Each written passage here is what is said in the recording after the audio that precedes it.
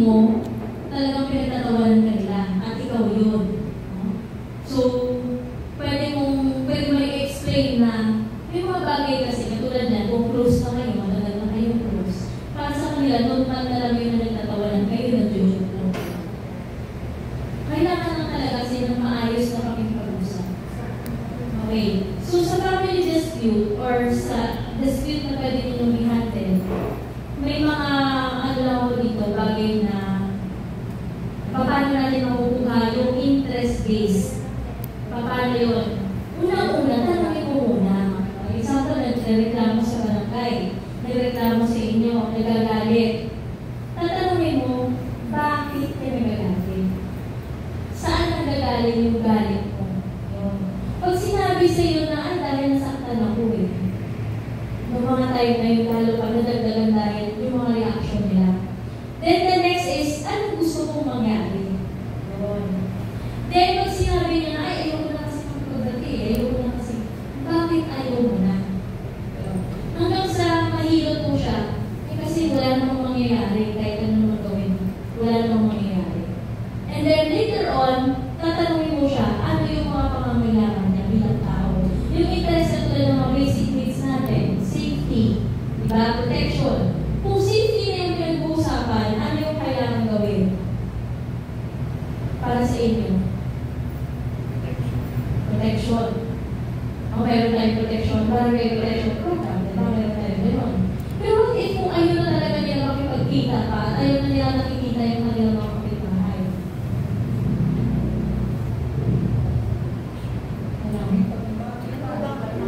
Paglipat. Which is yung iba, yung talagang ginagawa. And then, what else? Multiple interests. Ano-ano yung mga bagay na ito? Ito ay tungkol sa example, problemang magkapatid. Di ba sa problemang magkapatid, usually na pinag-awayan din tungkol sa lupa. Diba? Ngayon, kung may na-encounter kayo na gano'n, tatanungin niyo sila ng bawat isa.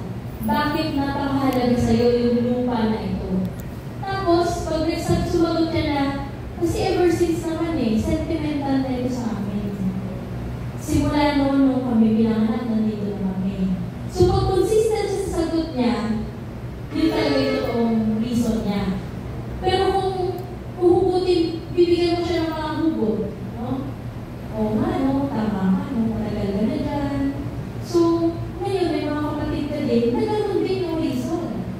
Dahil gusto nyo din, i-maintain yung bahay.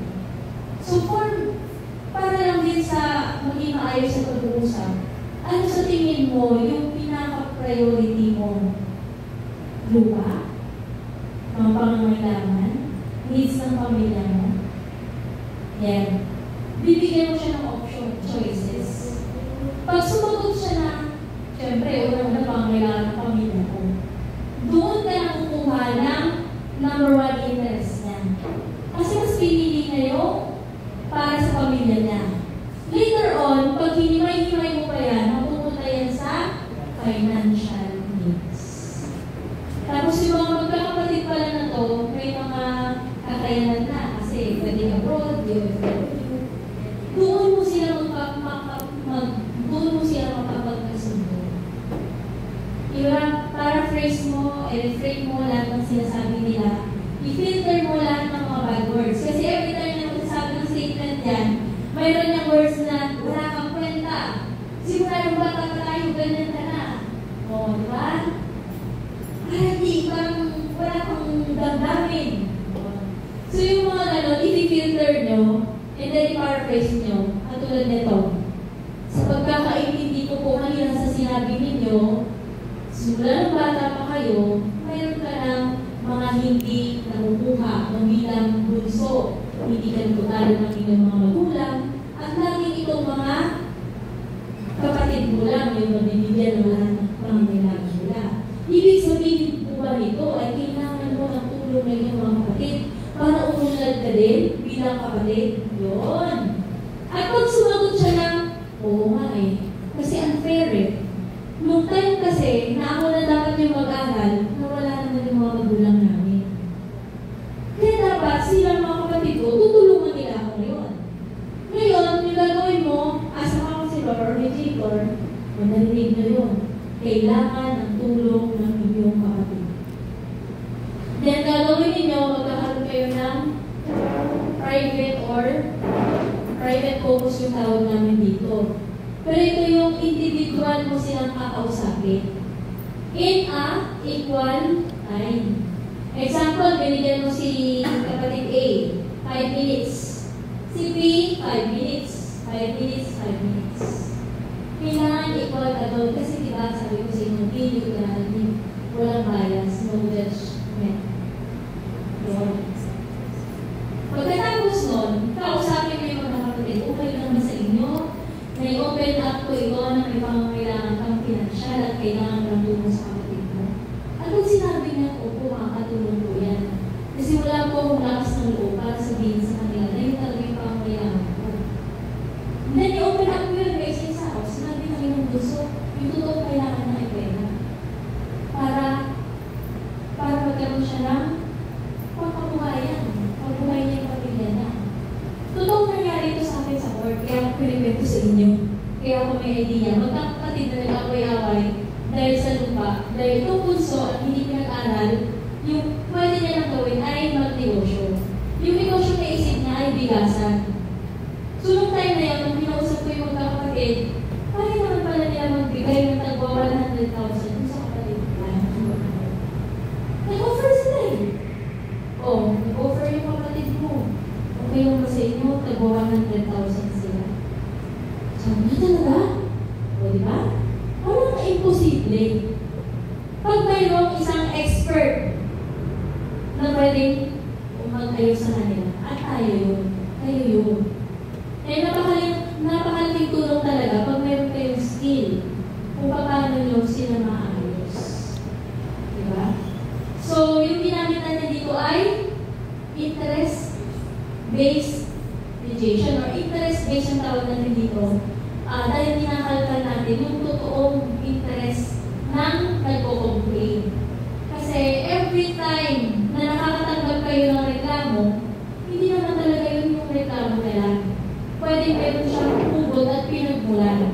At yun yung kakalkalin niyo. So, multiple interest. So, eto. Anong guide ninyo para malaman nyo yung interest ng isang tao na pupunta sa inyo? Security niya. Security niya kasi takot siya. No? Takot siya sa environment niya. So, economic well-being. So, titingnan mo din yung kanyang capacity. A sense of belonging, respect, attention, ito. Kasi nabanggit kanina, di ba? Yung number 1 na dahilan ng pag-iyak ng babae ay lalaki because of this. No? Affection, love, attention, respect. Recognition, validation of feelings. Kasi, di ba, may mga bagay na nararamdaman natin. O tayo nakakaramdam, pero hindi nararamdaman ng partner ninyo or kasama ninyo sa buhay. Yun. So, recognition and factor over one's life. So, yun napapaloob yan sa isang book ni, ano na siya ngayon USEC na siya ngayon, Irene Dialogo. Okay. So, finally, you have to make a list. Example, di ba nandiyan na siya? Ito yung strategic plans na pwede niyong gawin. Number 1, ganito. Number 2, pag kayo nagpagkasundo na, ito yung inyong compromise agreement yung tawag namin. Pag nagkakasundo na yung dalawa. Diba? May compromise agreement. So, next nan is, ano na yung kailangan application. To comply the agreement. And then, ito yung interest na sinabi ko din kanina. It should be, you have to separate the problem from the people. Ano ibig sabihin nito? Do not be a part of the problem, but be a part of a solution. So pag lagi siya problema, lagi mo sasabihin sa kanya, paano natin masosolve yung problema mo? Kung yung lagi mong iniisip ay problema. Ngayon isipin natin, paano natin masosolve yung problem mo? Ano sa tingin mo? Bibigyan mo sila ng idea. Ano sa tingin mo ang makakatulong sa'yo? Ito, isa sa mga kaso ko din na na-handle sa case. Utang. Di ba parami naman kayo na-handle na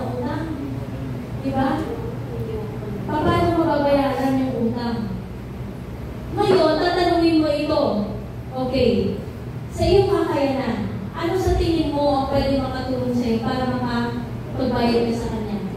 Ano pa ba yung sa tingin mo kakayanan mo? Marunong ka ba magluto? Magaling ka bang kumanta? Magaling ka bang sumayaw? Magaling ka ba sa computer? Yun. Hanggang sa magpa-process sa mind niya yun. Oo nga, no? Ano ba yung mga kakayanan ko?